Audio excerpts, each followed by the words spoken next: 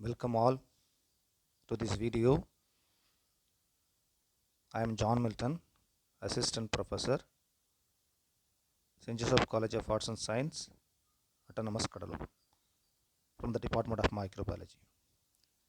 In this video, we will discuss about plasmid and its types.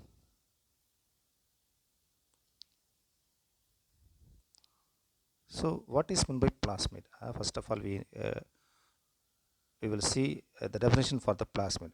The plasmids are the extra chromosomal hereditary materials present in bacteria and some yeast, which are circular and double stranded in nature.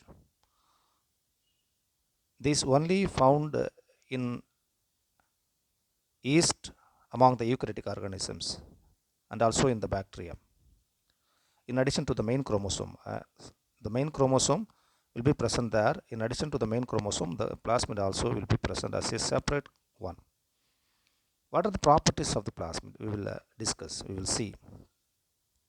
The plasmids are the genetic elements made up of a small circular double-stranded DNA molecules.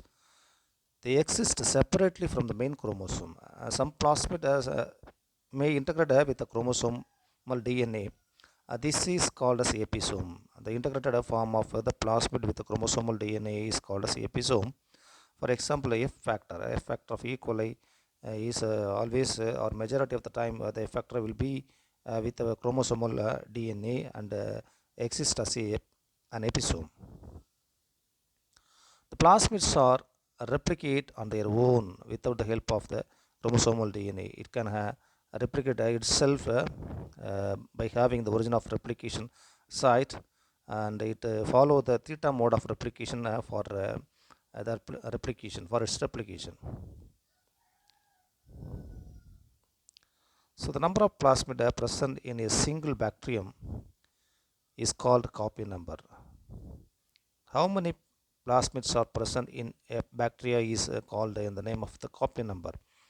The copy number varies from plasmid to plasmid. Some kind of plasmids only found in few numbers, and some kind of plasmids may be found as 50, 60 or 70%.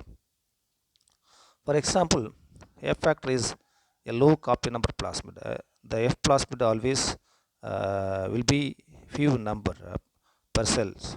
For example, coli plasmid, that is the high copy number plasmids. The col E is the plasmid that will be present in the E. coli, and the number of the col E plasmid will be around 50 to 100 pieces or 100 copies per cell. The types of plasmid, we will see what are the types of plasmid. So depending on the character possessed by the plasmids can be divided into main 6 types. The resistant plasmids, conjugative plasmids, cold plasmid, degradative plasmids, TA plasmids, virulent plasmids. First of all, we will see what is R plasmid, what are the characteristics of R plasmid we will see. These plasmid exhibit resistance to one or more antibiotic like ampicillin, streptomycin, tetracycline, amoxicillin, so, or sometimes it may be having the resistance to the some drugs like sulfonamides.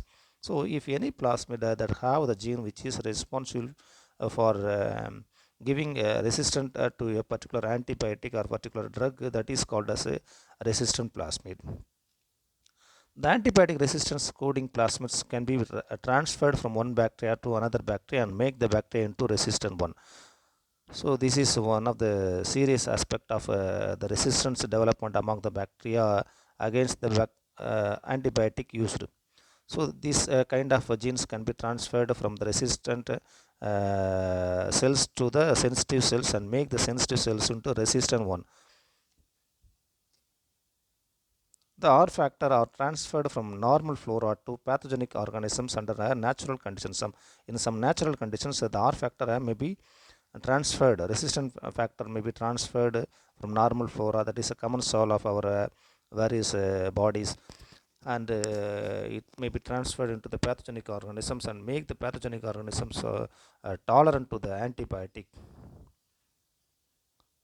For example, PSC101 that gives the organism, the bacteria, tetracycline resistance. If any bacteria that possess the PSC101 plasmid giving resistance to the tetracycline antibiotic, that means that the bacteria which possess the PSC101 can able to grow in the presence of the tetracycline. The second type is F plasmid.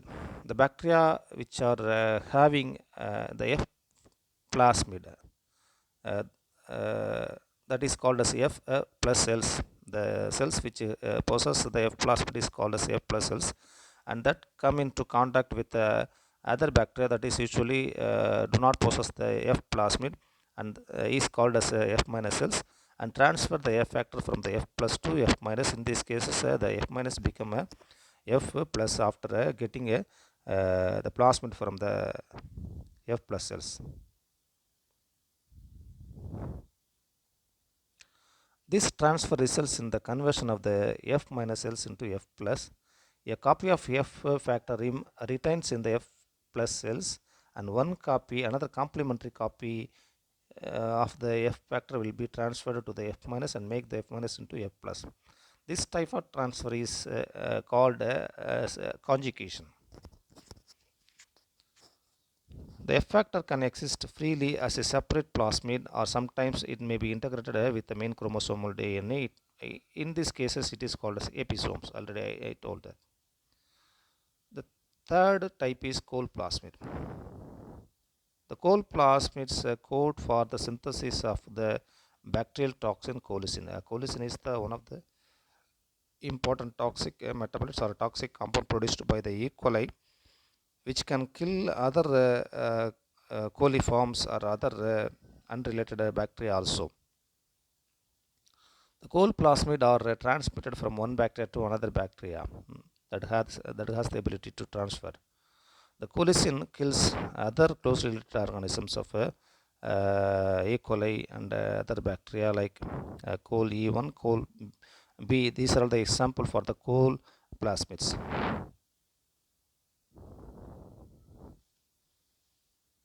Then the next type of plasmid is degradative plasmids. So the degradative plasmid, the name for the degradative plasmid is